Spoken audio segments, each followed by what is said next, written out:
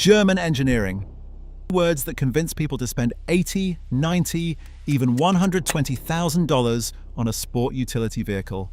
And for a few years, that German badge feels worth every penny. The ride is smooth, the interior smells like success. Then year 4 hits.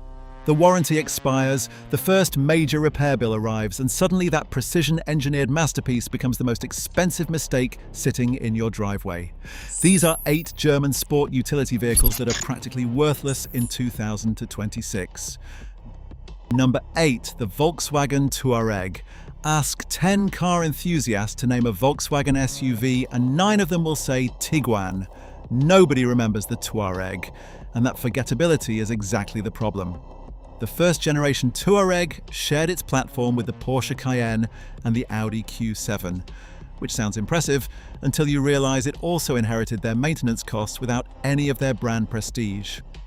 The V8 started around $43,000 and drank fuel like it was free at 14 miles per gallon.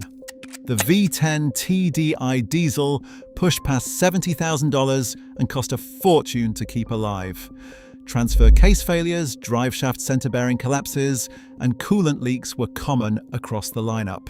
That $70,000 V10 TD can now be found for under $5,000. The problem is that a $5,000 Touareg still needs Porsche-level parts prices to keep running. Nobody wants to spend $3,000 fixing a vehicle the rest of the world thinks is a Tiguan. Number 7. The BMW X6. BMW invented the coupe segment with the X6, and the market has been punishing them for it ever since. The first-generation E71 that launched in 2008 asked buyers to accept less cargo space, worse rear visibility, and a more cramped back seat, all in exchange for a sloping roofline that looked sporty from certain angles. New prices started around $63,000 for the base xDrive 35i. Today, clean examples with reasonable mileage trade from $6,000 to $8,000. The twin-turbo N63 V8 in the xDrive 50i was especially problematic. Oil consumption issues, turbo coolant line failures, and valve stem seal leaks earned it the reputation as one of BMW's most troublesome modern engines. The X6 proved that combining the worst qualities of a coupe with the worst qualities of an SUV creates a vehicle nobody wants to buy twice. Number 6. The Audi Q7 first generation. The original Q7 that ran from 2007 through 2015 was massive, heavy, and absolutely brutal on long-term owners. The 4.2-litre V8 had a timing chain assembly buried at the back of the engine, meaning a replacement required pulling the engine or dropping the subframe. That job alone runs between $4,000 and $7,000. Carbon buildup on the intake valves plagued the supercharged 3.0T FSI, adding another $1,500 to $2,000 every 60,000 to 80,000 miles. Factor in air suspension failures at roughly $2,000 per corner, and you have an SUV that actively punishes anyone who tries to keep it running past 100,000 miles. A Q7 that listed at over $60,000 in 2010 now sells for around $6,000 to $9,000. The math only works if nothing breaks, and something always breaks. Number 5. The Porsche Cayenne first generation. The 955 and 957 Cayenne transformed Porsche's financial future when it launched in 2003, but it is now draining the finances of anyone who buys one used. The biggest killer is the coolant pipe that runs through the engine valley on V8 models. When it fails, and it almost always fails, coolant pours directly onto the engine. The repair requires removing the intake manifold and costs between $3,000 and $5,000. The base V6 models avoid that particular disaster, but still suffer from transfer case failures and worn suspension bushings. Insurance companies are losing interest in covering these too. Parts are expensive and specialist labor is required for most jobs. The vehicles themselves are only worth $8,000 to $15,000 depending on condition. Spending $5,000 to fix a $12,000 vehicle is not enthusiasm, it is denial.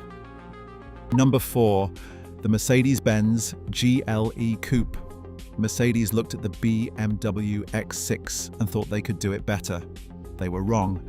The first generation GLE Coupe, internally known as C292, took the already expensive GLE platform and added a coupe roofline that eliminated rear headroom and cut cargo space significantly. Buyers paid a $10,000 to $15,000 premium over the standard GLE for the privilege of less utility.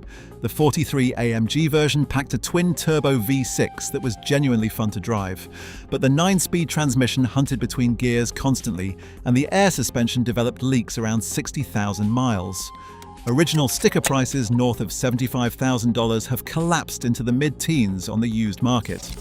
When you can buy the more practical standard GLE for the same price, nobody is choosing the coupe version. If you are learning something from this video, consider subscribing. I cover automotive deep dives like this every week. Now, let us get to the top 3. Number 3, the Audi e-tron. Audi's first real attempt at an electric SUV launched in 2019, with a starting price around $75,000. By 2025, those same vehicles were selling for under $18,000. That is over 75% depreciation in 6 years, making it one of the fastest depreciating vehicles ever produced, regardless of brand. The original driving range, around 204 miles, was underwhelming compared to Tesla competitors when it was new. And as newer electric vehicles pushed past 300 miles, the e-tron's range looked even worse. Software updates helped, but not enough.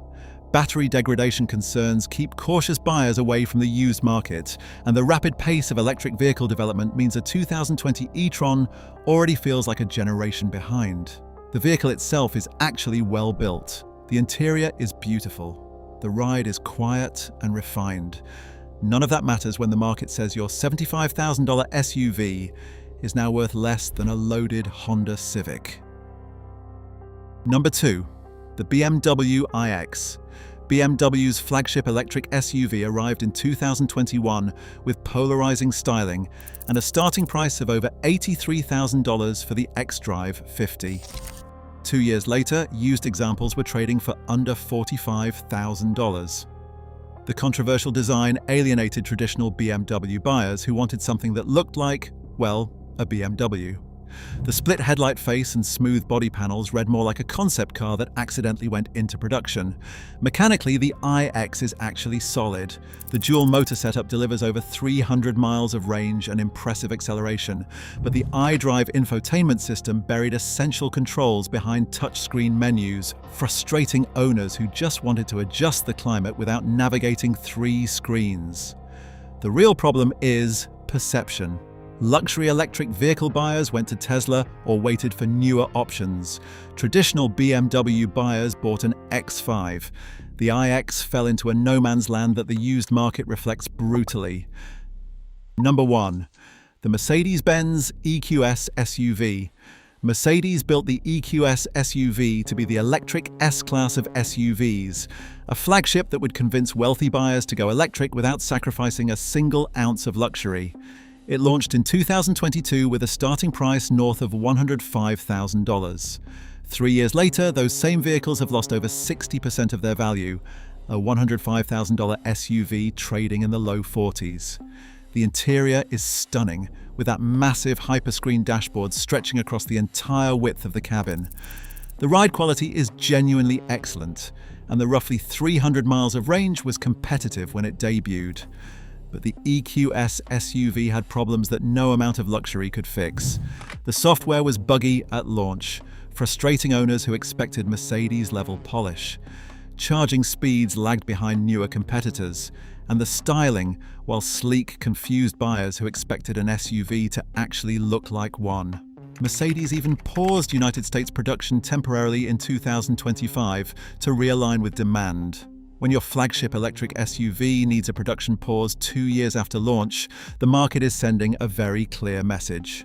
The EQS SUV is a remarkable piece of engineering that almost nobody wants to buy at full price, and the used market is making that painfully obvious. So what is the takeaway from all of this? German engineering still produces some of the finest vehicles on the road. But engineering excellence does not protect you from catastrophic depreciation. The badge on the hood does not determine what the vehicle is worth 5 years from now. If you're in the market for a German SUV, buy used. Let someone else absorb the massive first owner hit. And if someone tries to sell you a first-generation Touareg as a bargain, remember that the purchase price is just the entrance fee. The real cost is everything that comes after. If you found this video helpful, consider subscribing, and we will see you in the next one.